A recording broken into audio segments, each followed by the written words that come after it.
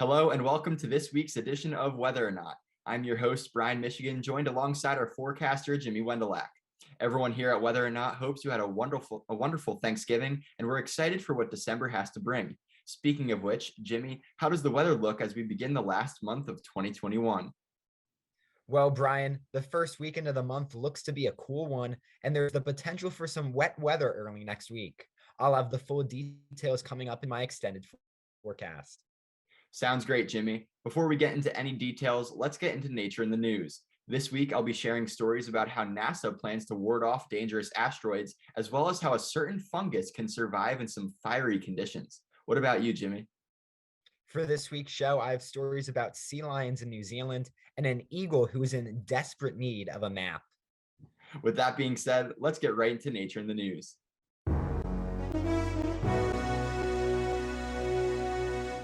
Space is huge. So huge, in fact, that the thought of its vastness is something you can't even imagine. Within space lies our beautiful safe haven that we call Earth.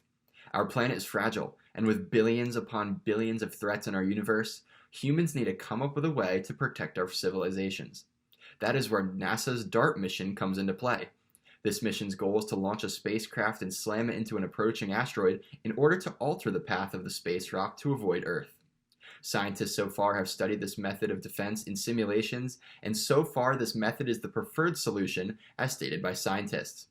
The first test aims to launch a 1,200-pound refrigerator-sized aircraft at a speed of 15,000 miles per hour towards the asteroid called Dimorphos. Scientists hope that this mission succeeds in order to prove that humanity has the ability to ward off dangerous asteroids. After all, testing these methods before an asteroid takes close aim at our planet will ensure that we're ready to defend ourselves. Sea lions once covered the beaches of New Zealand before hunting nearly drove them to extinction. Thankfully, the sea lion population has been making a comeback, and the animals have been appearing in some surprising locations. A mom and pup popped up on a golf course, causing the local government to close roads surrounding the area, and another young lion even found his way into a local swimming pool. This can provide shocking moments for residents, as adult females can weigh up to 400 pounds. Usually they ignore humans, but there have been instances of sea lions chasing humans and dogs if they get too close. A new project is hoping to limit these interactions using data from wildlife agencies to help predict where sea lions could seek shelter. Conservation agencies are also using these models to help remove potential obstacles from the paths of sea lions, allowing them to travel back to the beach easier. The species' reemergence over the past few years is great news, especially after the sharp decline they faced in the 1990s. Wildfires are some of the most important phenomena to happen on our planet. Despite the dangers when humans are the cause of them, they help provide new growth and recycle nutrients, which are very important to the health of our forests. Recently, scientists have discovered that other than trees, which are adaptive to the flames, there are other organisms who have a similar trait. A fungus known as pyrophilus has been observed to thrive during these wildfires by feeding on the charcoal that accumulates on the soil. Doing this helps the fungi survive and eventually kickstart the new growth, which helps the forest recover. Scientists say that this allows for a new food source to open up for the next generation of microorganisms that cannot eat the charcoal.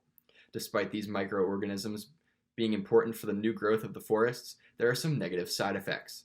Scientists believe that over time, this kind of fungi activity could lead to a loss of carbon in the soil, which could eventually lead to more dangerous fires in the future. Many people need GPS on long road trips, and it turns out some birds might need it too. A stellar sea eagle native to Eastern Asia has somehow ended up in North America. The bird was first spotted in Alaska in August 2020, about 4,700 miles away from its native habitat, and since has traveled as far south as Texas and as far east as Nova Scotia and Quebec. The giant eagle has been easily identified with a distinctive yellow beak and unique white markings on the bird's wings. Experts were shocked to see the bird across the continent, stating that finding the stellar sea eagle is 1 in a million. The bird most likely made a navigation error or was blown off course by extreme weather and has been unable to get back on track. Experts believe the stellar sea eagle could eventually migrate with native bald eagles, but surviving the Canadian winter could prove too difficult.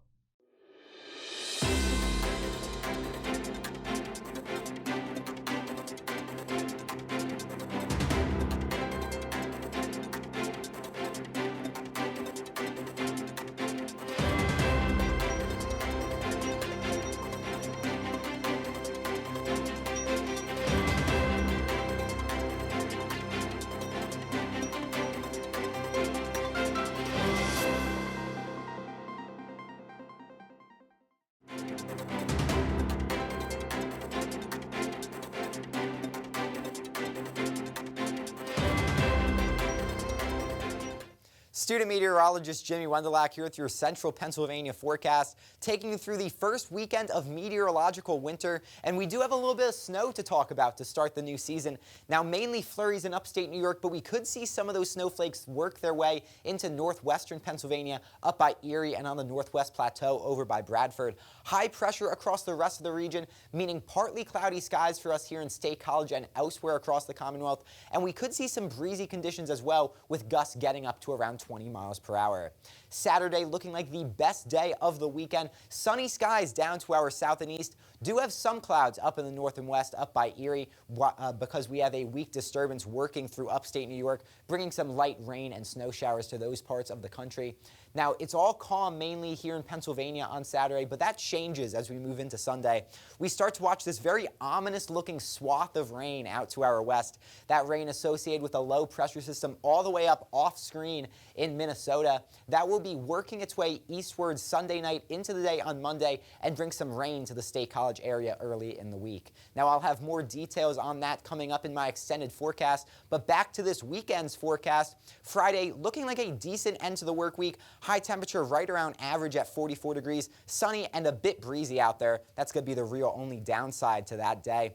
A few passing clouds around for Friday night with a low temperature just below freezing at 31. High temperature ticks up a few degrees for the day on Saturday. Mostly sunny skies. Pretty nice day for any outdoor winter activities.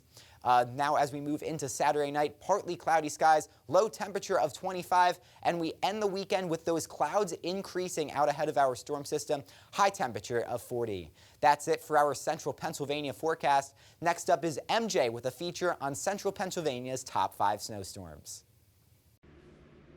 With the arrival of yet another winter comes the often beautiful and sometimes dangerous occurrence of snowstorms. Last winter had a notable snowstorm for State College, as 15 inches of snow fell in a single day on December 17th of last year. While this snowstorm was among the strongest that central Pennsylvania had ever seen in the 21st century, it doesn't even crack the top 5 snowstorms of all time for State College.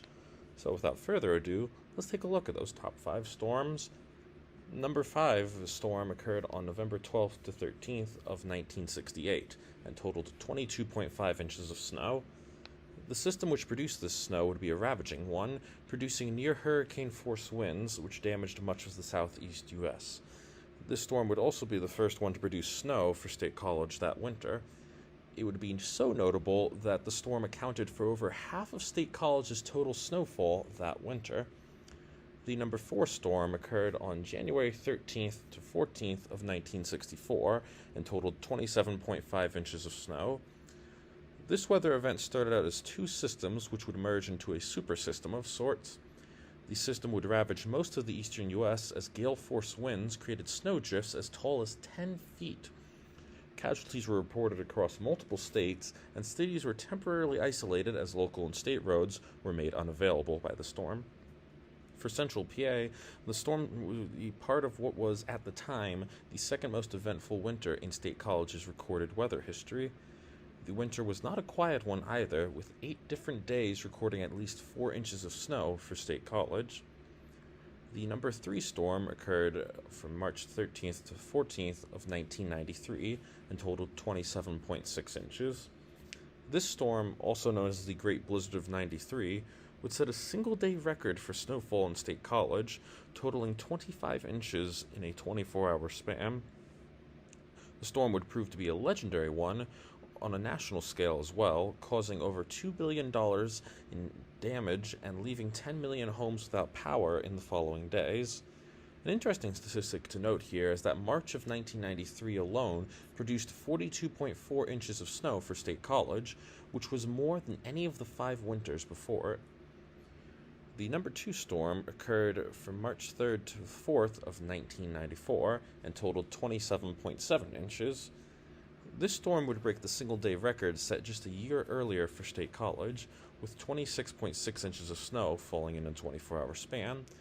This storm would also be part of what is currently the snowiest winter in State College's history, in which 109.3 inches of snow fell. The reports for this one were ones that, much like the previous year's blizzard, seemed unprecedented. These reports included mini avalanches in central PA, as well as roof collapses across various towns. This storm is less talked about on a national scale, however, because most states weren't hit nearly as hard as State College was. The number one storm occurred from March 29th to the 30th of 1942 and totaled 30.5 inches, although some reports have it as high as 35 to 40 inches. Nicknamed by some as the Palm Sunday storm, the number one snowstorm for State College is probably as surprising to you as it was to those who experienced it almost 80 years ago. The storm was originally expected to simply produce light rain and flurries, but a wet, heavy snow would fall instead. The idea of a spring storm may seem odd to some, but even nowadays it's not impossible for Central PA. The spring of 2018 happened to see about 10 inches of snow in State College, although it is one of just 2 springs in the past 35 years to hold such a mark.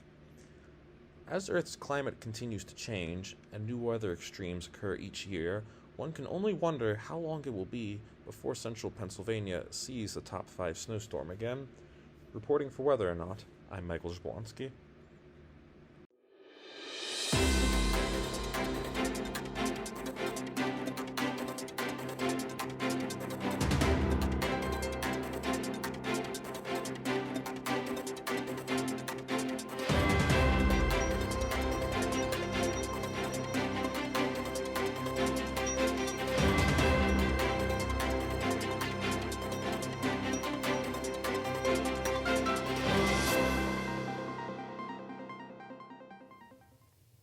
Student meteorologist Jimmy Wendolek back with your extended forecast, taking us through the first full week of meteorological winter. But first, we have to recap the weekend forecast. And for a weekend in December, forecast doesn't look too bad. Bright and sunny skies to end the work week on Friday with a high temperature in the mid-40s, but it could be breezy as you head out in the afternoon. High temperatures continue to be in the mid-40s for the day on Saturday, with mostly sunny skies expected. Saturday probably looking like the best day of the weekend, but we do see some clouds start to work their way in for the day on Sunday, and that high temperature drops off a few degrees, a couple degrees below average, sitting at around 40 degrees. Now those clouds are building in out ahead of a storm system. That storm system finally arrives here on Monday. High temperature back up very slightly above average at around 45, but then look at the drop off in high temperatures after that rain comes through on Monday, all the way down into the mid-30s for the day on Tuesday with mostly cloudy skies.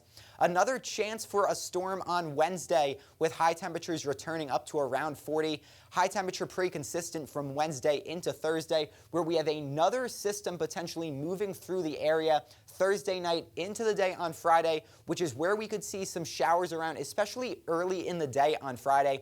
And look at that high temperature on Friday, jumping up a few degrees above average into the upper 40s.